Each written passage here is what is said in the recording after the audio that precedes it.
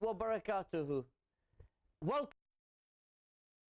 Shafiq, here on British Muslim TV. Wherever you are joining us around the world, a very warm welcome. Alhamdulillah, we are coming to you live from the studios of British Muslim TV here in Wakefield.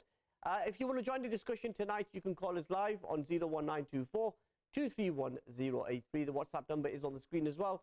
Tonight we reflect on a variety of topics, starting off with the US presidential inauguration. This time next week, Joe Biden would have left the White House for the final time as president, and Donald Trump will return back to the White House as the 47th president. What impact does his re-election or victory in the November election? So you remember we have US elections in November, you have the transition, and then he takes office, the oath of office, next Monday at 12 o'clock Washington, D.C. time, which is 5 o'clock here in the UK, 5 p.m. GMT. He takes the oath and then makes his inaugural address, and then he begins the process of being president then. So we'll reflect on that. We'll also be talking about, as you may have seen in the news, lots of conversations around child sexual exploitation and gang grooming. This is following the amplifying on Twitter, which is now known as X, by Elon Musk, who says that the huge issue around that. How much does ethnicity play a part in these crimes? And if we are focusing just on one ethnicity, does that mean we turn a blind eye to the ethnicity of others when it comes to child sexual abuse? And what does the facts and figures and the evidence suggest? We'll talk about that. And then we'll look forward or review the previous 6 months of this new Labour government. When do we stop calling it a new government? This government, Keir Starmer government, has been in office for 6 months. We'll reflect on the highs and lows over the last 6 months and what we could expect in 2025. And then we'll finish off with a bit about Palestine as well, as we hear news tonight that a ceasefire deal is within grasp. The Qatari Prime Minister has shared the final draft of a peace negotiation document with both the Israelis and the Palestinians. Will this be the moment where the weapons will pause, the hostages will be released, and peace and calm will come to Gaza and the wider Middle East? We'll reflect on that. My special guest is community activist, the founder of Drive for Justice, Asif Mahmud, a regular contributor to this program. He's joining us live now from Blackburn in Lancashire. Asif,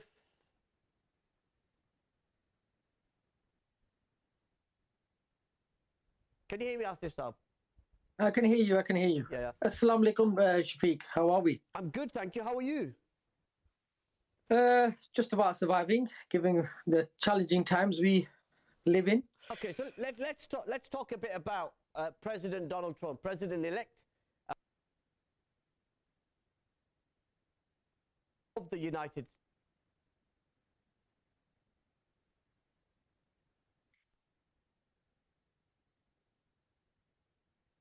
Sorry. Your last bit of your question, I think, got cut off. I didn't hear it. But I'm presuming you were mentioning Donald Trump's inauguration, the 47th president. Now, I think we're going to be facing some seriously challenging times. Previous administration, when he was in power in 2016, that was a different time. Now him and his white supremacists, vulture capitalists, have all been emboldened now. And previously in 16, the 4-year term he did previously, we had democratic institutions which prevented or curtailed some of what he wanted to do.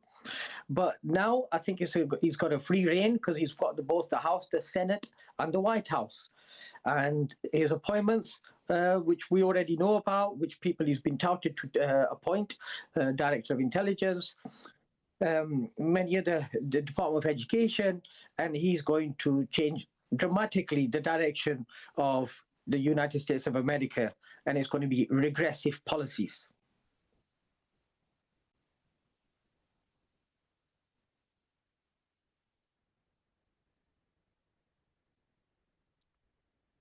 Shafiq, I can't hear you.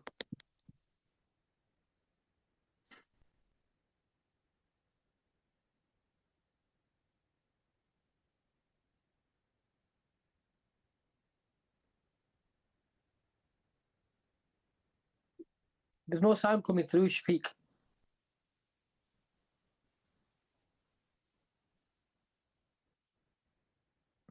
We're going to try to sort out the sound. Can you hear me now? I can hear you now, yes. Sorry, we're just talking about, he was elected. He not only won the Electoral College, he also won the popular vote. He's got a mandate. Surely he should be free to implement the policies on which he stood in that election. Absolutely, but obviously that's one of the privileges of having a democracy. But unfortunately, the way he's won the election, the kind of rhetoric he's used, the issues he's played on, he stood on a populist mandate. But unfortunately, what his policies are likely to be, and he's already preempted it by on the issue of climate change. His slogan is "Dig, baby, dig." You know, drill, baby, drill. And that's one of his slogans on immigration, deportation. And these things are going to be very, very problematic, and people are going to suffer. And on a foreign policy as well, there's issues there with regards to Russia, Ukraine, and Palestine, as obviously, and many other issues around the world. He's going to take regressive steps, and his administration, and he's got the Supreme Court as well to support his policies. Yeah, and obviously we'll have to wait and see how this term develops. What do you make of what happened to Kamala Harris and the Democrats? Obviously, places like Michigan, Pennsylvania, Arizona, Georgia, sizable Muslim voters chose not to vote for the Democrat Party. Yes, that was a factor, but I don't think it was a key factor. I think it made a marginal difference on overall picture. I think the Democrats were unwilling. It was a mistake in the first place to put Biden forward, and then they realized too late in the day. And Kamala Harris only had a couple of months to actually do a campaign, and that campaign fell short, well short. And she was actually on the coattails of Donald Trump on a number of issues, and she was following his lead on certain policies, so it didn't bode well. The Palestine issue obviously did have a role to play with some of the progressives. They didn't like the Democratic position on Biden's position on that, but at the same time, Trump is absolutely no different from the previous U.S. administrations. They will continually support Israel and arm them and finance them. How different do you think American foreign policy will be under the Trump administration? I think it's going to be a lot worse. That's not to suggest that the American foreign policy has always been about America first. So it's not a new phenomenon that Donald Trump is introducing, but he's going to take it to another level. I mean, the Palestine conflict, actually, some of the the platform for what happened last year, from October onwards, the platform was actually more laid down by Donald Trump with the moving of the embassy to Jerusalem from Tel Aviv, also the Abraham Accords, which, again, one of the key architects of that was Donald Trump. So the groundwork was already laid there for what subsequently happened, and given the Israelis impunity, to act with impunity. And obviously it's a genocide which has unfolded in front of our eyes and still is ongoing now. So I don't see any dramatic change in that policy with regards to Israel. But I do see some changes with regards to Ukraine, and he's kind of a pro-Russia position. And obviously other issues, whether it's to do with Kashmir as well. He tends to side with the fascists, which I call fascists, like the Modi government fascists, or dictators or authoritarian states. He will do what is in the interest of America, not what is in the interest of the people around the world or humanity. Yeah. And I think climate change is another issue. Yeah, I mean, we'll talk about climate change later on in the program, but in terms of America first, a president who's putting his own citizens, his own economy first, Donald Trump doesn't start wars around the world like Obama, Bush, Biden.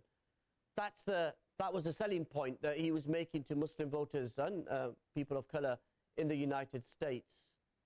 What would you say to that approach? I don't think that's a fair reflection. I mean, what Trump did during his first administration in 16, the number of drone attacks went up exponentially from the Obama administration. His actions in Afghanistan. It was actually Biden who withdrew the troops, even though it was Trump who came to the agreement. But Trump didn't actually have the will to actually do that. It was Biden's administration. And don't get me wrong, I am no fan of the Biden administration or the Democrats. But I do not see this person, Donald Trump, but in particular the people around him, his administration team, they are hawks. They are vulture capitalists. So they will only do policies which will benefit themselves, the super rich, the elite, and the corporations. And the people who will lose out here will be the vast majority of people in the world because of the other policies they're going to do with regards to climate change and his own people, the working class, the poor people in America, are not going to see any sort of benefits which they seem to think that Donald Trump is going to bring. And he's not anti-establishment. Clearly, he's not anti-establishment because he's only replacing, the system's going to remain the same. So he's put in people in the Supreme Court judge. He's got the majority in the Supreme Court judge, the Supreme Court. So all this is not going to bode well for America even. Ultimately, it's not going to bode well. If that is the case, then why do you think the Democrats lost and the Republicans won, and they won big? They did, absolutely. I think, I don't want to play the kind of trump card on this, but there was gerrymandering did take place. Gerrymandering certainly always takes place in American elections. Voter suppression has always been the case. The Republican states, the red states, there's always been gerrymandering, voter suppression. But at the end of the day, he did win. And that's how their democracy works. But ultimately, the Democrats failed, abject failure by the Democrats not to put actual policies forward, which has been a failing of the Democrats, other than the infrastructure bill that Biden passed last year.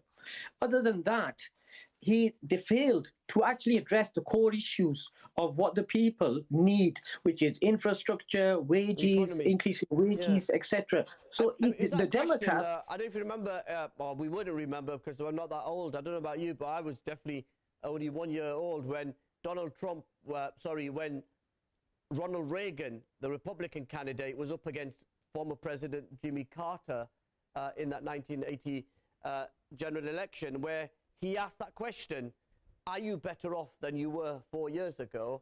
And the voters said, no, I'm voting for Reagan in a landslide. Donald Trump had the same strategy, which is to focus on the bread and butter issues, cost of living, inflation, and voters voted for the Republicans in huge numbers, regardless of the fact that, as you said, the people around him, billionaires, the establishment in economy and industry.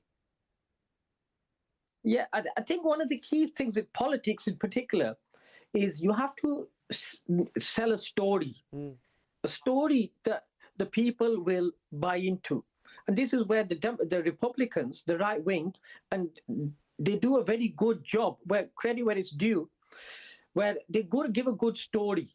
The Democrats, and even here in the UK, you can kind of align the Democrats with the Labour government here. They're not good at giving a story to the public. And that story that the Republicans, the narrative that they put out there, using their PR companies and advertising and political campaigning, they are very good at exploiting certain issues and being very populist and saying jobs for Americans. However, when he starts then saying, I'm going to introduce tariffs on Chinese products. Now, the public seem to buy into that, but not realizing that a tariff is actually inflation. It's an inflationary measure, because it actually increases the cost of goods coming into the country. And it's actually the purchaser or the consumer, the American consumer, that will ultimately pay for the tariffs. So again, but they buy into this because the Republicans are very good at selling, the right wing, I would say, are very good at telling a story and public seemed to buy that. And obviously, the result, as it panned out with the popular vote and the electoral college, it panned out that way. And the Democrats need to take good stock of themselves and say, why is it we keep losing in this fashion, and the need to have complete overhaul? But again, I don't see that happening anytime soon, because they've just elected some 74-year-old of the, I think it's the leader of the Democratic Party, the replacement for Nancy Pelosi, and these people are like geriatrics, with all due respect. The replacement for Nancy Pelosi is Hakeem Jeffries, who's a young New York congressman, but I think you're talking here about Chuck Schumer. Who was the majority leader. Yes. He's now the minority leader because the Republicans control the Senate as yes. well. I wanted to just pick your mind on this, because the current president, the outgoing president, Joe Biden, has been delivering his final foreign affairs speech at the State Department in Washington, D.C., and he says the terms of a deal between Israel and Hamas for a ceasefire and a release of hostages have now been finalized. The deal has been shared with both Palestinian and Israeli negotiators by Qatar and the United States and Egypt, and that negotiations are in advanced stage. According to an Israeli official who's been talking to Reuters, he says negotiations were in advanced stages with a deal possible to be announced in hours, days or more. What's your reaction to the possibility we may see a ceasefire in Gaza after 15 months of relentless violence and killing? Obviously, it's a positive step, but just some sense of perspective here. We have been here on a number of occasions over the last 14 months with this. There's been peace process, there's been negotiations. We were 11th hour negotiations to bring about hostage releases, further hostage releases, and come to some sort of a settlement. But unfortunately, we never did. And I live in hope, and I'm sure many other people who live in hope, that this new deal between Hamas and the Israeli administration does come to fruition, and the killing stops. But I live in hope, and I hope it does transpire the way Biden has said and Reuters are reporting. So let me just tell you a bit about what's apparently in this agreement. Both sides have agreed that Hamas would release 3 hostages on the first day of the agreement, and Israel will begin withdrawing troops from populated areas of Gaza. And then 7 days later, Hamas will release 4 additional hostages, and Israel would allow displaced people in the southern part of Gaza, that's Khan Yunis and Rafah, to return to the north, but only on foot and via the coastal road. Cars, animal-drawn carts and trucks would be permitted to cross through a passage adjacent to the Saladin Road, and it'd be monitored by an X-ray machine operated by a Qatari Egyptian technical security team on the ground. How significant is that the Qataris and Egyptians are providing technical security? I think it's critical, but I think we'll have to see the detail, the actual, how it manifests itself. Will be interesting to see what actually pans out here, because the Israelis have always put ideas forward for a settlement, for peace, but they've never been genuine actors. Or the release of these, you've mentioned 3 hostages, and then the further 4 or 5 hostages several days later. But I think there's a bigger plan by the Israelis, because the Israelis have made it quite clear that their aim and objective is to take over the whole of Palestine. That is undeniable and is part of their greater Israel. So time will tell. It's not the proposal of the Israeli government which is denied that. I mean, sure, there are right-wing Israelis who would want to do that. But going back to this agreement, the agreement includes that Israeli forces will remain in the Philadelphia corridor, and they'll also maintain an 800-meter buffer zone along the eastern northern borders, and that the first phase of the ceasefire will last for 42 days. And Israel has agreed to release 1,000 Palestinian prisoners, including 190 who have been serving sentences of 15 years or more.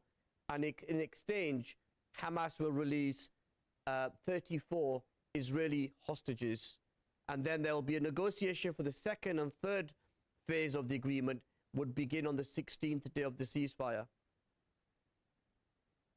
I think Israel might possibly adhere to this in the sense that the pressure ultimately on Israel is only really coming from the hostages' families.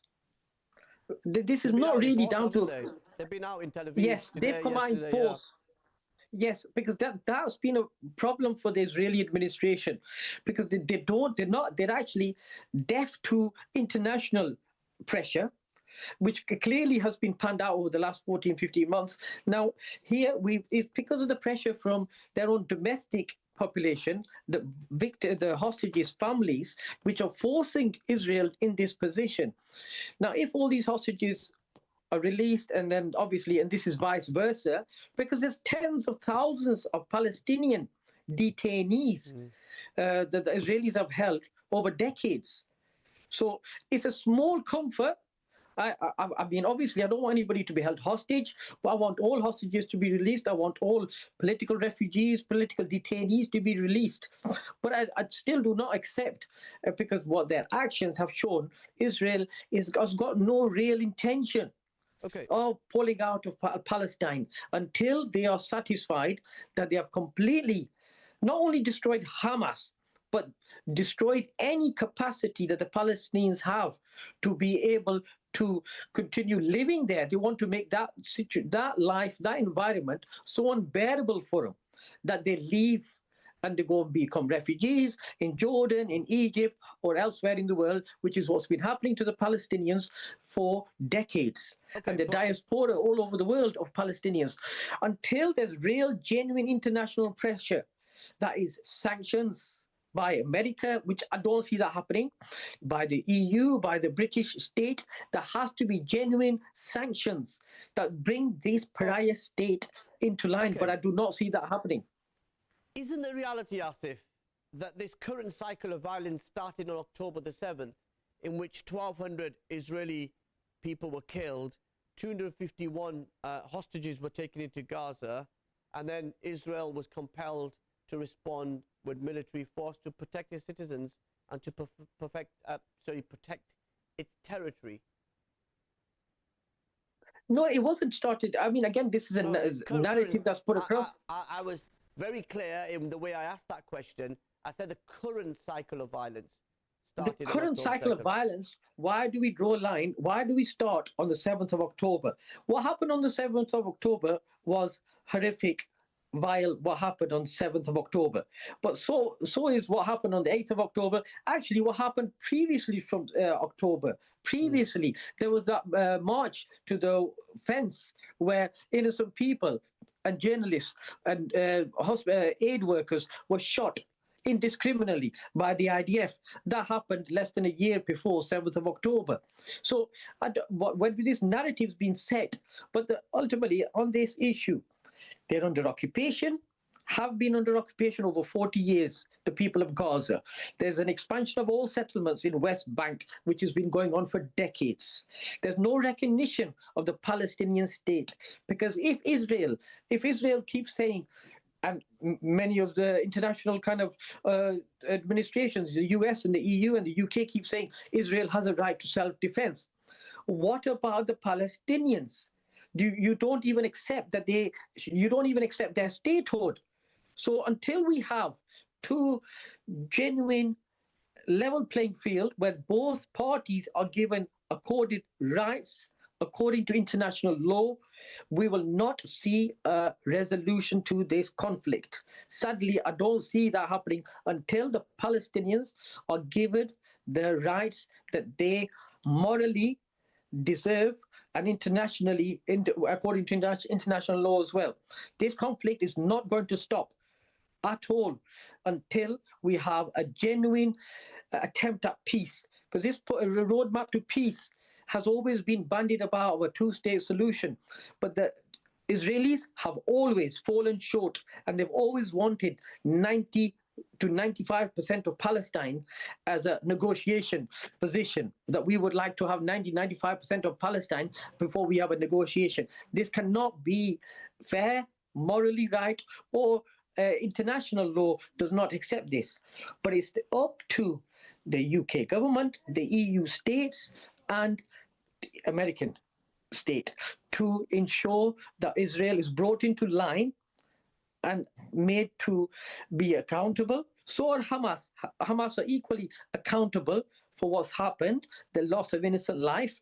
They should be held accountable as well. But until Israel is also held accountable, because all the narrative from the Western media is all about Hamas, Hamas, Hamas, but very little seems to be focused on the crimes committed by Israel. Okay. Well, we were talking about the US response. Elon Musk caused controversy last week about the ongoing problem of child sexual exploitation and grooming gangs here in the UK. It's something which I personally have been campaigning on. I was the very first person within the British Pakistani community to speak up on these many years ago. What do you make of Elon Musk's intervention into this debate? But more importantly, before we talk about Elon Musk, what's your response to these horrific crimes of young girls being raped, horrifically raped and abused by grooming gangs who Elon Musk and others are saying are predominantly Pakistani heritage? This was an issue I looked at in 2012 when I remember Jack Straw made some quite provocative comments and statements regarding Pakistani grooming gangs in 2012.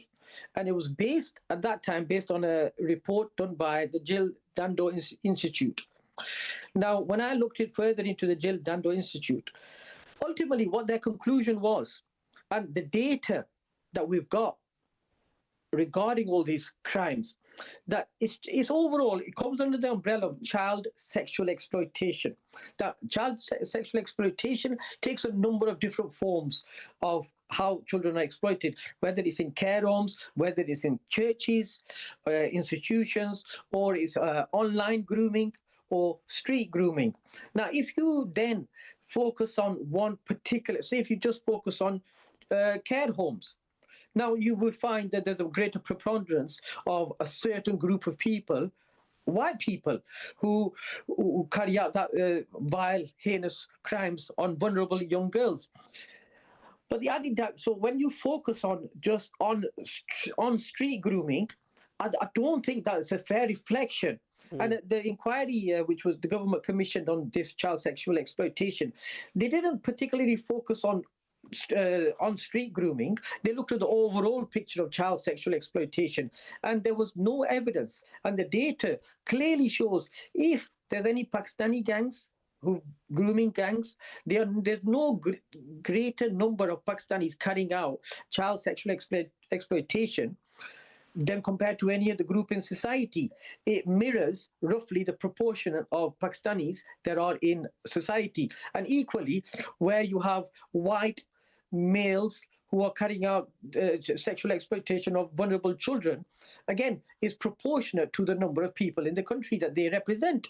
So there's no particular ethnicity issue here. And the Jill Dando Institute made it clear in their report that ethnicity is not something that plays a part in this, because a person who's a sexual predator looks for institutions or environments where they can find and exploit vulnerable young girls. They're not interested. Is this like suggesting, like in Pakistan, there isn't any child sexual exploitation that goes on? Obviously it does. And who are the vulnerable girls there? They're of Pakistani ethnicity. So this isn't about ethnicity. This is about child sexual exploitation by sexual predators who are not concerned about the ethnicity of young girls. They are trying to find young girls who are vulnerable, either from institution, care homes, or part of the night economy, who roam the streets because they're out at night and they take advantage of them, not because of the color of their skin, because they are poor, vulnerable young girls. And it's the society needs to address this issue, because child sexual exploitation is rife the numbers are mind-boggling. The number of children, and if you went back, we had the is it Cyril Smith, the former MP of Rochdale. We had all his cases. We had Jimmy Savile, and there's many others that have come out where these people in power or people who've taken advantage of young vulnerable girls, whether it's in the Catholic Church, and I'm sure it happens in synagogues, and I'm sure it happens in mosques, because these people are sexual predators, and and teachers. There's in the education system. So I think it's unfair and it's wrong. The data clearly shows this is not something that is racially motivated crimes, which I've heard Elon Musk and others suggest. They certainly are not racially motivated crimes. They are to do with sexual exploitation of children, because they are vulnerable, and these people have an opportunity to exploit that vulnerability.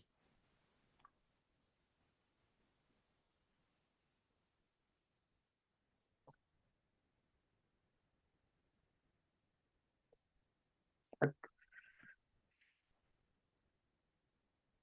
think we got off again, Muhammad Shafiq. The sound. Can you hear me now? Can you hear me now?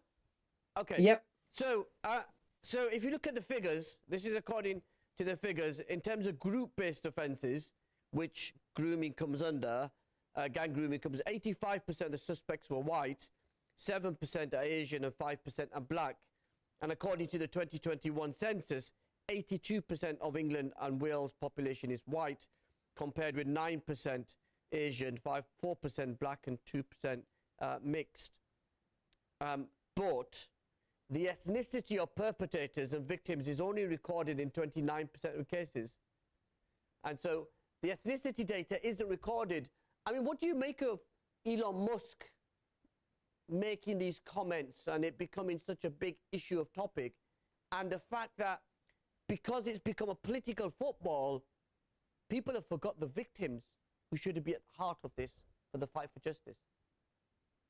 Absolutely. I really do not believe that people like Elon Musk or Tommy Robinson or Jordan Peterson actually really care about the victims. I think that politicizing and weaponizing this issue and using misinformation, Elon Musk is a master in using misinformation and spreading misinformation on his Twitter, and I refuse to call it X, it's Twitter for as far as I'm concerned. They use this misinformation and they play the race card. And I think a lot of it is to do with this white supremacy. Because if you look, we were earlier talking about Donald Trump.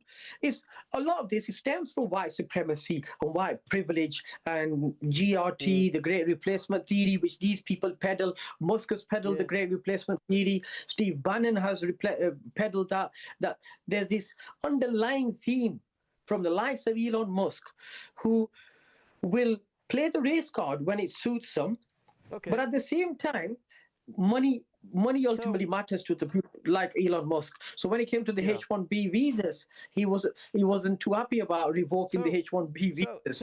So the most widespread form of child sexual abuse takes place in a family environment. Do you think by focusing on Pakistani grooming gangs and ethnic minorities engaged in child sexual abuse, whilst ignoring those victims, that we are making a two-tier justice system in this country? I think it's two-tier. I don't think it's going to be a two-tier system, but I think because the report, the National Inquiry into Child Sexual Exploitation, of which the NSPCC and many other credible organizations who had a valuable input into that report, there were a number of recommendations. Because you mentioned ethnicity and the data, and there's been recommendations to do with that, and the government still has to implement all of them recommendations. And time will tell if once those recommendations have been implemented and it does not serve the victims or the potential victims by focusing on the ethnicity of some of these perpetrators. I mean, Shafiq, you and I live in this community, and we are reasonably well versed of what goes on in our community, and there's no kind of validation or encouragement or promotion or turning a blind eye to that type of behavior. Most people would find it evil and actually is evil to exploit vulnerable young girls. So I don't.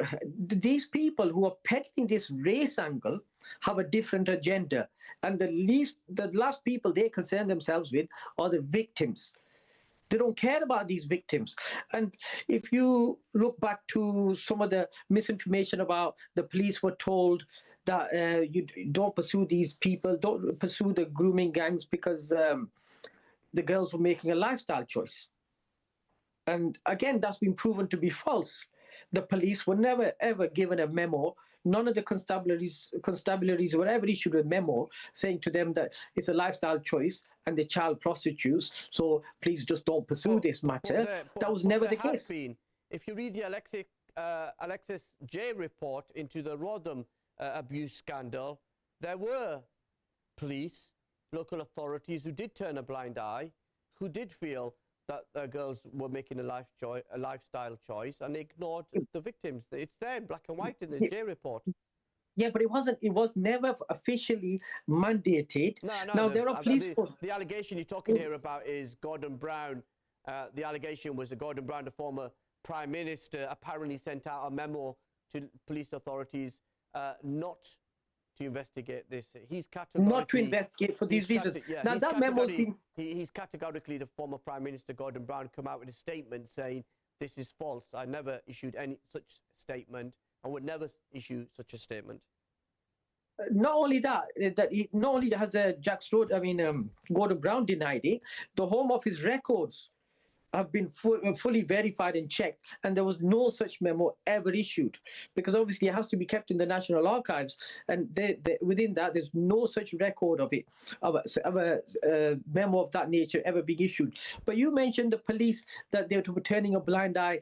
Now that goes to the heart of what was been going on for decades. They didn't turn the blind eye because there was Asian gangs. They didn't turn the blind eye because it was the Catholic Church or it was a care home, because there's been this culture in this country and probably elsewhere in the world, and definitely elsewhere in the world, where women or young girls have come forward to the authorities to report sexual assault or rape, and culturally there was this kind of reticence in dealing with the matter, and because they were male-dominated institutions, whether it's the police force, whether it's the CPS, male-dominated institutions, which have come a long way, I must say. But the legacy, historically speaking, women generally couldn't come forward to report rape crimes, did not report rape crimes. Why? Why was that the case? Because there was a culture within these institutions to ignore females who came forward with these type of allegations.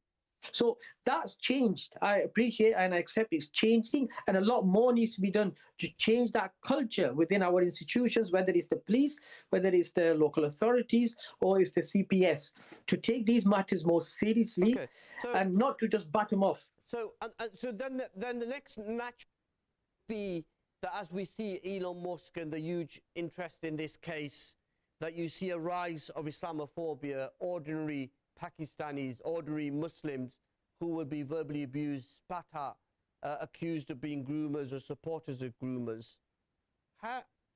Who's responsible for that? Well, obviously the responsibility lies with the people who are using this kind of rhetoric, setting this narrative, which is then emboldening racists to go and attack and verbally or physically attack Muslims. But I have to say, there's a certain agenda here.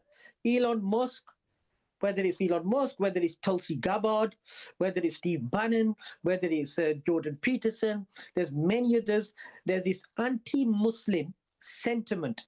And it's actually coupled with two kind of issues which they are latching onto and making targets of, is Muslims and LGBTQ+.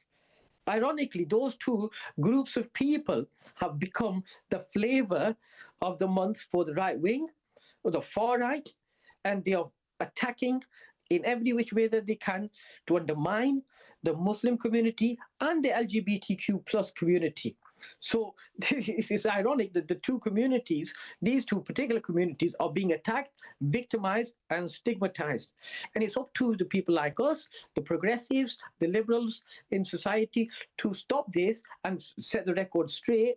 Because if this continues and unabated, Muslims will become the new Jews in Europe, Okay. because the Europe has this history where it victimized and vilified a certain group of people, i.e., Jewish people, over centuries, and then it culminated in a Holocaust. So, Now, I so don't believe that we're going to get there, but there is going to be a long road ahead of us. okay. We So need to resist. that's really interesting, and I mean, it's one of the opinion that you make. But as we look forward, we need to look back. In 2007 was part of a BBC Panorama documentary about grooming gangs operating in your hometown of Blackburn. Do you think after so many years that we will see victims getting justice? I'm not convinced they'll get justice, because obviously, given the amount of time that's elapsed, but there has been one or two recent cases of historical cases of child sexual exploitation.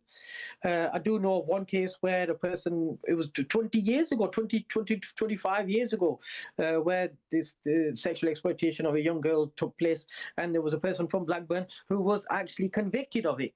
In the last 4 or 5 years, I would say, they were convicted of it. But I think it's looking back, learning from our mistakes as a society where we fail these vulnerable people. They come from care homes, they come from institutions. So as a society, we need to address these issues and learn from where we've gone wrong, and ensure going forward that there are no more victims.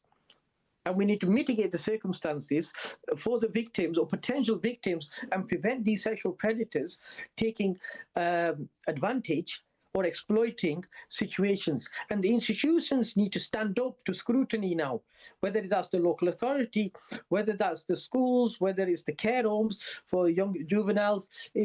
And you mentioned families. The largest sexual exploitation takes place in families. Now, how do we address that issue? And I think we need to step up. Society needs to do a lot more to address this issue and give gateways and avenues for young people to be able to go to these institutions and be able to confidently be able to, highlight the issue and get the assistance and support that they need. Yeah. Okay. We've probably got about 15 minutes left, and I just wanted to kind of focus on 6 months in. We've got this new Labour government. Your town of Blackburn elected an independent, Adnan Hussein, who was my guest last week. What do you make of the last 6 months of this new Labour government? Well, it's not anything, to be honest, have not surprised me. I fell out of favour, I fell out of love with Labour Party quite a while ago, especially since 7th of October, when they give rock solid support to Israel for a genocide to take place. And Starmer made it crystal clear, explicit terms, that Israel has a right to withdraw, deny water aid, electricity to Palestinian civilians. So the Labour Party's made its position clear. But on domestic policy, again, they've been pivoting to the right. Labour Party has for a few years now, since the Corbyn era. Now, you first think that one of the first policies they implemented was the withdrawal of the winter fuel allowance payments. And again, I didn't think that was wise, and that's not worked out well for them. They've gone down in the polls. Starmer's on very, very low ratings at the moment. And I think if they're trying to gloss over it with things like private schools VAT bill, VAT on private schools. I think they're just glossing over that, because I think that's just a drop in the ocean. They're suggesting more public spending cuts. Rachel Reeves has just pressure on her from the stock market and the banks to do more public spending cuts. So, and they've said, they've said austerity will continue. We had 14 years of austerity, and then it's continuing. with under a Labour government. So I don't see anything. No, I'm not really surprised with the Labour Party's policies currently under this Starmer regime. And sadly, we won't be seeing any radical policies which will be for the greater good of the masses. Inequalities widening, the rich, the super rich are getting richer, the poor are getting poorer in every regard. And inflation is an issue for us, but I mean, prices are still high. We haven't seen any great drop in prices. They might say the inflation is under control, but the prices are still high of all these necessities and petrol, etc. And they're not really going to give us any policies. And we need some radical policies. We need to bring back national ownership of the utilities, because the consumer, the taxpayer, is being shortchanged, seriously being shortchanged here. So we need some serious radical policies. We need a real living wage to be introduced. A minimum wage is not sufficient. We need taxes for corporations to be increased. But this isn't what the Labour Party is going to do. They're a right-wing party now. They might as well be the sister party of the Conservatives. So just looking at your community, Blackburn has always voted Labour over many, many decades. This time round, they didn't vote. Do you think this is a one-off, or is this something more detailed and broken to repair? Good question. I think it may be short term. Depends. All dependent on the Labour Party and the political landscape, how it pans out in the next 4 to 5 years. Because there's a lot's going to change in politics. They say a week is a long time in politics.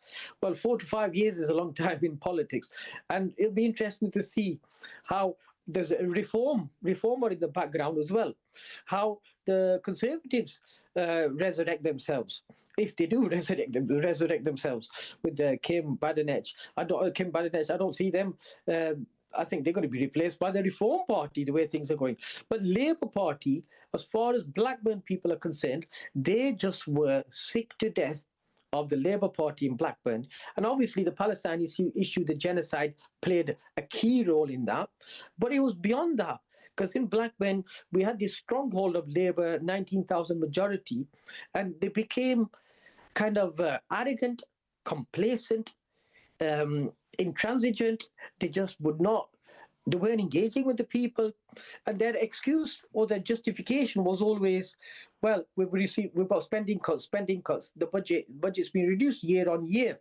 So, okay, now you've got a Labour government.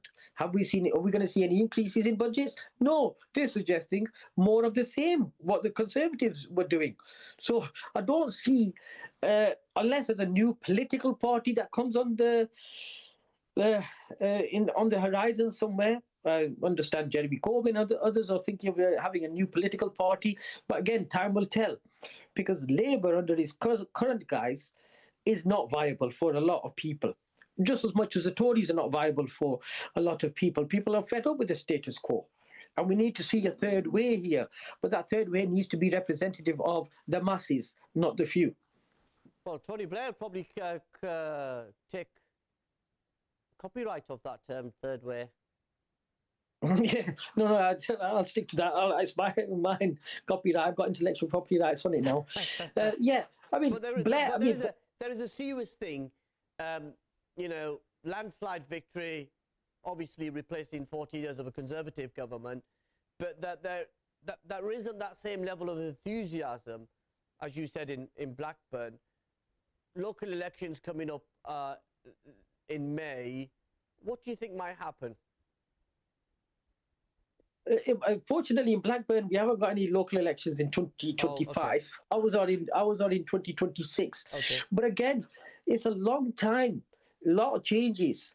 But I think people are just not to repeat myself, but people are fed up with the status quo because they are not seeing any improvement in the standard of living.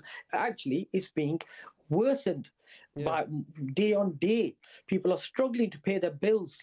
People struggling to keep the keep a job. So those are the key issues people are suffering from. They can't get a GP appointment. They can't get a dentist appointment. They are struggling day to day. And those are the issues that people are concerning themselves with and should be concerning themselves with, because families are struggling. The vast majority of people, if you ask them about electric cars, now the government wants us to drive electric cars, but most people can't afford electric cars. Where are you going to have charging points? You need to have some scrappage deal scheme so that people can get off their petrol and diesel cars to buy electric vehicles. But the poor people, or who are the vast majority of people in this country, are being left behind. And Starmer mentioned, I think I read the headline today about AI, and we're going to be a world leader in artificial intelligence. Excuse me, but we seem to be struggling. People are struggling with just paying the basic bills and being able to afford school uniforms for their children or school meals, for their children. And you're talking about AI to the vast majority of people, and that's an alien concept too. Yeah. They're struggling to meet. So there needs to be some radical policy changes here, and I think I look more towards the Green Party, who have got radical policies, but they're not something which is not achievable. We keep getting told all these lies, and I have to call them lies. Okay. That there's no magic tree of money. There is. It's called bonds, UK government bonds, and we are a AAA rated country. We can borrow money and we can repay it. We're the sixth richest country in the world, and we should be investing in infrastructure, in the people. That's what we should be investing in, not in the corporations, not in giving subsidies to corporations, and not in giving them tax breaks and leaving the people, the vast majority of people, high and dry. Okay. I just want to, we're coming towards the end of our time. I don't know where the hour has gone, but just do some reflections around the state of the British Muslim community. I think the British Muslim community is like everybody else in society. I don't think we're anything particularly different, except we face the discrimination and the Islamophobia. But I think over the last couple of decades, we've come on in leaps and bounds. If you look at Blackburn, if I could just talk about Blackburn, how we've come a long way. We've got positions of power of sorts in local councils. We've got MPs now. We've got people who've done businesses. We've got Euro garages. We've got many of the businesses. So we're prospering to some extent, but there's still a vast majority of Muslims who are reflective of the rest of society, who are working class, who are poor, who are struggling to make ends meet. So we're not any different from the rest of society. We are afflicted by the same issues as everybody else is. And Adnan Hussain, our local MP in Blackburn, he ran his campaign on this particular point about the fact that we're not this identity politics isn't working. So we need to bring people together and say, look, we've all got common issues. And those common issues tend to be issues, living standard issues. That's what they tend to be. And if we focus around those issues as Muslims, and that includes the environment as well, I think that's where we need to be heading towards. And I think we need to be working collaboratively, working with other people in our community, and we're all one community. And if we tackle those issues collectively, we'll be able to see the light at the end of the tunnel. Yeah, because is that the common denominator? You've got white working class communities that have also been left behind, as well as ethnic minority communities up and down this country have actually got more in common together than what divides them. Absolutely. I travel around Blackburn. I go to the white working class areas. I obviously live in an Asian area where Asian working class area, and the issues are virtually identical, whether it's to do with housing, whether it's to do with just potholes on the roads, whether it's to do with GP appointments, whether it's to do with wages, whether it's to pay electricity bills, is running a car. They're virtually, or insurance for car. or, everything. Say now it costs a lot of money for taking driving lessons for young people. Young people can't get on the housing market. Do you think that and the issues for Muslims is going to be any different to a white working class person who lives in Mill Hill, which is an area in Blackburn, a predominantly white area? No, it isn't. It's exactly the same issues, virtually the same. And I think people need to come to that understanding that these are universal issues. These are not identity politics issues that specifically relate to white working class people or Muslims or whoever. These are universal issues afflicting the vast majority of people. And the only people they're not afflicting are the rich people. So Then the widening gap. So just to say, sorry, we've got about 3 minutes left, and I just want to kind of wrap up sort of reflections on 2025. How hopeful are you about the future? I think, I know I might have come across as a bit pessimistic, doom and gloom in some of my points I've made earlier, just a bit. But I think I'm always hopeful, because one thing we need to have is a sense of perspective.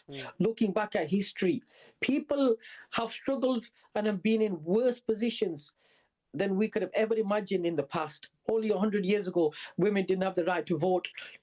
We had slavery, which was, endemic in society throughout the world. So we've made progress, and we've resisted, and we've brought down authoritarian states, dictators. We will do the same again. The humanity always prevails, and we live in hope and that struggle and that resistance has always, and the history of mankind has taught us that. And the good people, for the greater good, will prevail. And whether it's Donald Trump, we have to endure 4 or 5 years of him, or whether it's Starmer, we have to endure, we will persevere and we will resist. And there's lots of good people in the world, and lots of progressives. We will prevail, and good people and the majority will benefit. Okay, final question. What's your message to the British Muslim community watching this tonight here on British Muslim TV? My message to the British Muslim community is that work in conjunction, in collaboration with the rest of the community. Do not isolate yourselves, because if we use Elon Musk and Donald Trump and Tommy Robinson, their narrative, their agenda is to isolate us. So we need to make sure that we are not isolated and we work together. Thank you so much, Asif. Really enjoyed that. Hour flew by. Thank you so much, as always. Look forward to welcoming you back again sometime soon. Thank you so much. Thank you, Brother Speak. Thank you. Mahmud, joining us live here on British Muslim TV. Thank you to you at home for watching. If you want to share your feedback, the numbers are on the screen there. WhatsApp, particularly messages. Get in touch with us on our social media platforms. Continue to support British Muslim TV. From me, Muhammad Shafiq, and the whole team here at British Muslim TV, thank you so much for joining us. Take care of yourself and each other. Assalamu alaikum wa rahmatullahi wa barakatuh. Perfect finish. Was it all right? It was perfect. You were spot on.